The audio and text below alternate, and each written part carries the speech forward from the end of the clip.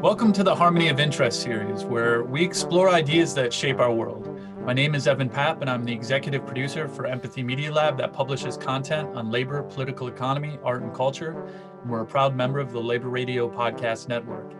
Today, I'm speaking with Nicole McCandless, who is a lifelong social and racial justice activist and author of Down on James Street, an illustrated children's book that explores racial prejudice from the point of view of two teens who meet at a dance in 1930s Pittsburgh. Byron Gramby was the illustrator and Hardball Press is the publisher. So nice to meet you, Nicole. Nice to meet you. And could you begin by talking about where you're from and what got you interested in race, labor, and class? Yeah, I grew up in the Pittsburgh area, a little bit north of Pittsburgh, and I've been living closer to the city for the last 15 years. And when I was younger, I didn't really know much about labor, which was kind of funny because there's a lot of labor history here. We're at Steel Town. And when I got to college, I remember the class I was sitting in where I first learned about what a union was, and this light bulb went off in my head. And my mom was a waitress growing up and became a teacher, and both of my grandmas who helped raise us were janitors. And I thought, how different would my life have been if these women had had a union? And so for me, I came to the labor movement that way, kind of learning about the history of Pittsburgh. And then after college, I became a labor organizer with Unite Here, which is hotels, casino workers, restaurant workers. And so that's when things, really got moving for me in the labor movement. Yeah, and what are some campaigns that you've worked on with Unite Here? Well, I myself was a waitress at a casino, the Meadows Casino, which is kind of south of the city of Pittsburgh. And I joined the union committee there with a group of workers and won our first contract and won free family health care and all kinds of great stuff. So that was kind of my big real life introduction to the union and what organizing can actually do when workers join together.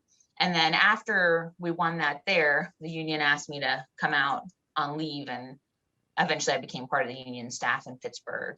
And so that was a lot of hotel campaigns, people fighting. There's a big casino right in Pittsburgh, which is not union yet, but we had a lot of fights and won some stuff on the shop floor. So Great. So why did you want to write this book? Well, this book specifically, I feel like writing was one of those things. I've always loved writing since school and always wanted to do it. I will say the life of a union organizer did not provide a lot of time for writing. So I left that job a few years ago, and I had just had a baby, and I was like, if I'm going to write, maybe this is the time for me to actually try to do it. And this story about this dance had been in my head for a decade. And it was one of those stories about Pittsburgh that nobody really knows about, minus a small group of history people who like that kind of thing. And when I was doing organizing, I spent a lot of time in that part of the city, the north side, where the event took place, and no one really knew about it. So that was kind of the story that when I started writing, I was like, I want people in Pittsburgh to know about this. And I think there's an opportunity to connect it to a lot of things that are still going on in Pittsburgh today and to get kids talking about it. So what's this story about? So there's very little bit known about the actual event. It was like a little aside written on some minute notes about how a dance that the Young Workers League was holding was closed down for interracial dancing.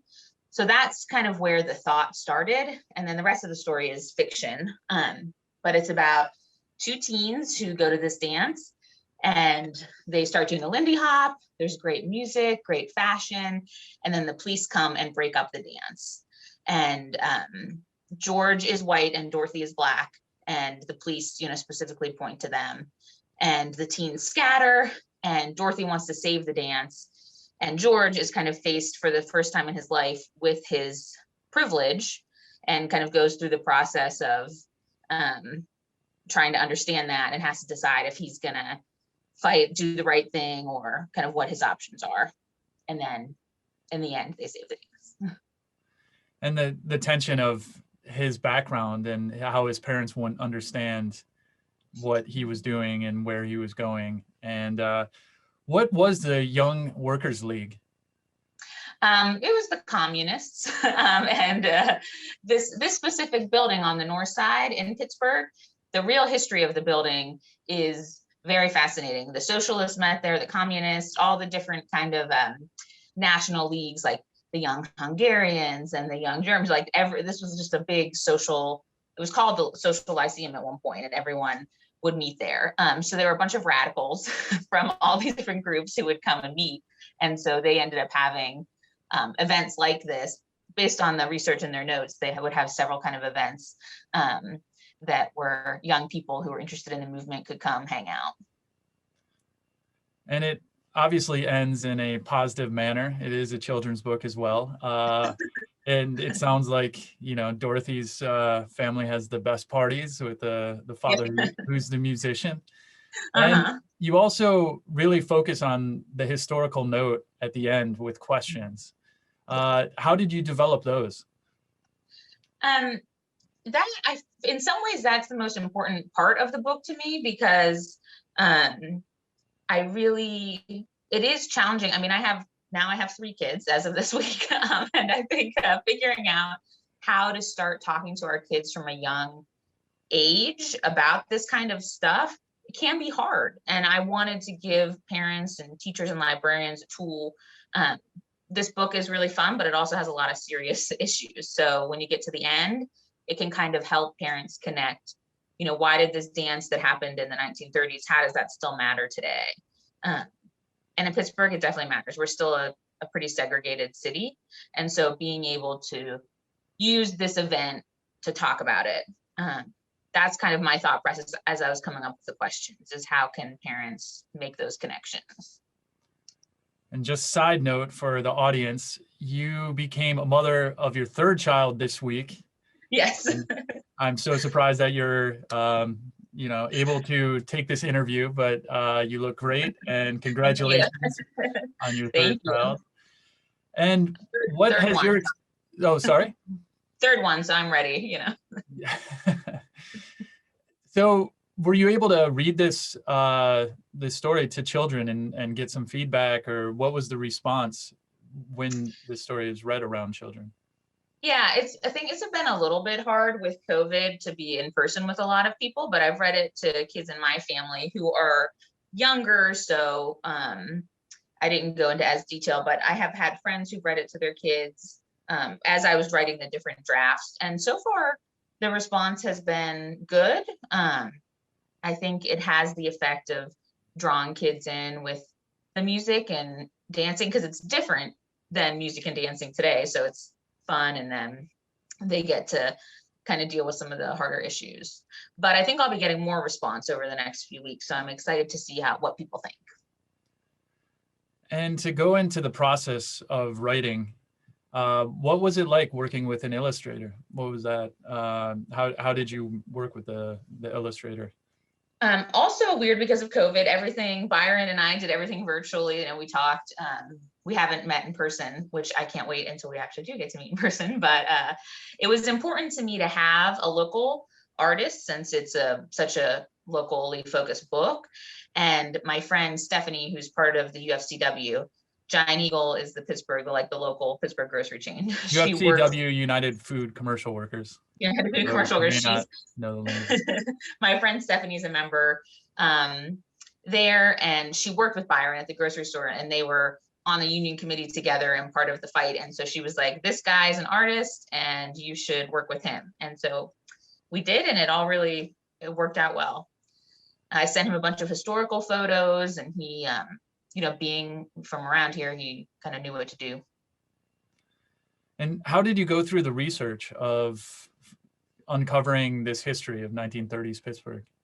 There were a couple different things. I went to the archives at the University of Pitt to kind of look through the old minute notes, which was fun, but didn't learn too much in way of the book. But it was a fun exercise to just go through and look at that stuff. And then in terms of the music and the dancing, Norma Miller, who's not from Pittsburgh, but she wrote a book called Stompin' at the Savoy, and the Savoy ballroom, which was in New York City, was one of the only racially integrated dance halls at the time. And so I read her book, and they also had racially integrated battles of the bands. So that was a lot of fun research to just really get in the mindset of that time period. So yeah. Well, it's definitely And then, inspired me to learn the Lindy Hop as well. yeah. So what's some of the challenges of writing about characters from an opposite cultural background? Yeah, I think that it's very important to be thoughtful about how we're writing those kind of characters.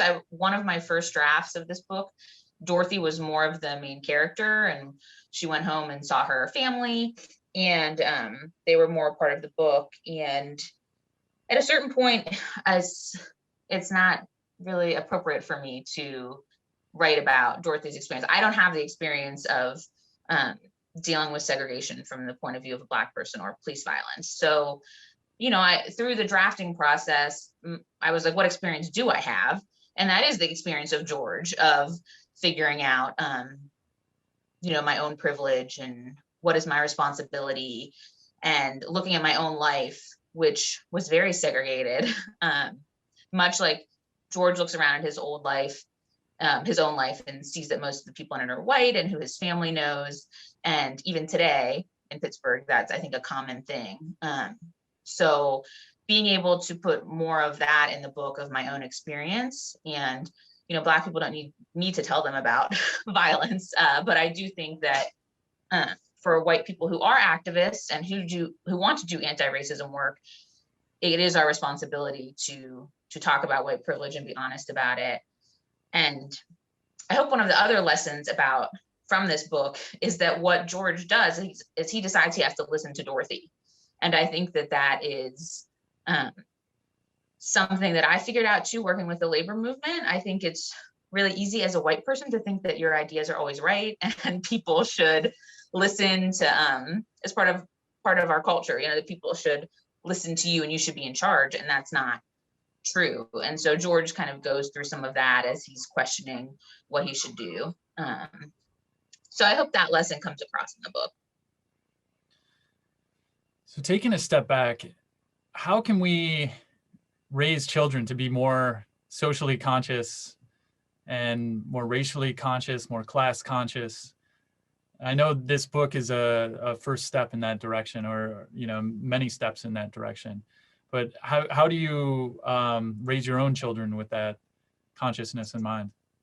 Yeah, I think books like this are good. I think Own Voices books, I think most people listening probably know about Own Voices, but making sure that your bookshelves are filled with books that are written by people of color and illustrated by people of color is really important. And I think taking your kids it's hard with COVID right now, but I think hopefully things are getting better. But I think one of the most important things you can do is physically take your kids to protests, to events. I think being able to see firsthand what activism is really important. So hopefully this summer we'll be able to get back out there. So for people who have little kids, when it's safe, I think taking them with you, strapping them to you to go to the picket line or whatever kind of event is probably the best way.